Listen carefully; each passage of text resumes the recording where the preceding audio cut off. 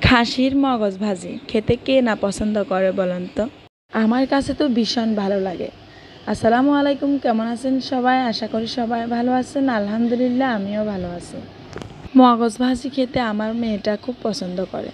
তো চলেন আমি যেভাবে মগজগুলো ভাজি করেছি আপনাদের সাথে শেয়ার করি। প্রথমে আমি দারুচিনি, তেজপাতা আর এলাচ দিয়ে দিয়েছি, তেলের মধ্যে দিয়ে দিয়েছি পেঁয়াজ কুচিগুলো দিয়ে আমি এগুলাকে একটু ভেজে নিয়েছি। ভেজে নিয়ে দিয়েছি আদা বাটা আর রসুন বাটা। এগুলা দিয়ে আমি আবার একটু ভেজে নিচ্ছি, যাতে আদা রসুন বাটার যে কাঁচা গন্ধটা, এই গন্ধটা চলে যায়। তো আমি ভালো করে একটু ভেজে নিতেছি। ভেজে নেওয়া হয়ে গেছে অলরেডি।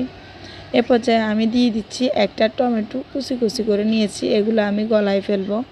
তো আমি ওই হিসেব করে একদম কুচি কুচি করে নিয়েছি, এগুলো আমি দিয়ে দিয়েছি। এগুলাকে আমি ভালো করে মিশিয়ে নিতেছি, থেতলে দিচ্ছি যাতে এগুলো তাড়াতাড়ি গলে যায়।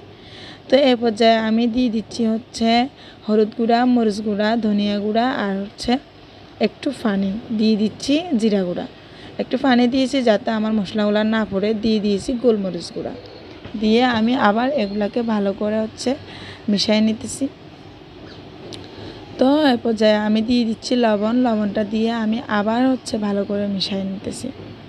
এই মশলাগুলোকে ভালো করে কষিয়ে নিতে হবে, একদম তেলের মধ্যে ভাজা ভাজা করে, একদম তেল বের হয়ে আসা পর্যন্ত। তো আমি ভালো করে ভেজে নিতেছি, একটু পরপর নেড়ে দিচ্ছি যাতে নিচে দিয়ে না লেগে যায়। তা আমার মশলাগুলো ভেজে নেওয়া হয়ে গেছে অলরেডি, খুব সুন্দরভাবে তেল উঠে আসছে। তো এই পর্যায়ে আমি দিয়ে দিয়েছি খাসির মগজটা। এই মগজটা আমি পরিষ্কার করে নিয়ে একদম কষলিয়ে নিয়েছি। কষলে নিয়ে আমি একটা বাটিতে রেখেছি। তো ওগুলো আমি এখন ঢেলে দিয়েছি। এগুলো দিয়ে আমি আবার এই মশলাগুলোর সাথে ভালো করে মিশিয়ে নিতেছি। একটু পর পর এটা নেড়ে দিতে হবে, কারণ নিচে দিয়ে লেগে যাওয়ার সম্ভাবনাটা থাকে।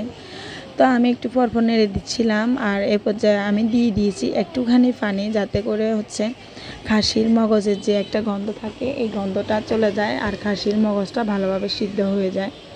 তো আমি এ পর্যায়ে দিয়ে দিয়েছি গরম মশলাটা দিচ্ছি যাতে খাসির যে আস্তে একটা গন্ধ আছে, ওই গন্ধটা যাতে না করে। আমার হাজব্যান্ড আবার গন্ধটা লাগলেও খেতে পারে না, সেজন্যই আমি গরম মশলাগুলো একটু দিয়ে দিয়েছি। দিয়ে আমি ভালো করে নেড়ে নিতেছি। এগুলো কিন্তু হতে অনেক বেশি সময় লাগে না, আমার এগুলো অলরেডি হয়ে গেছে।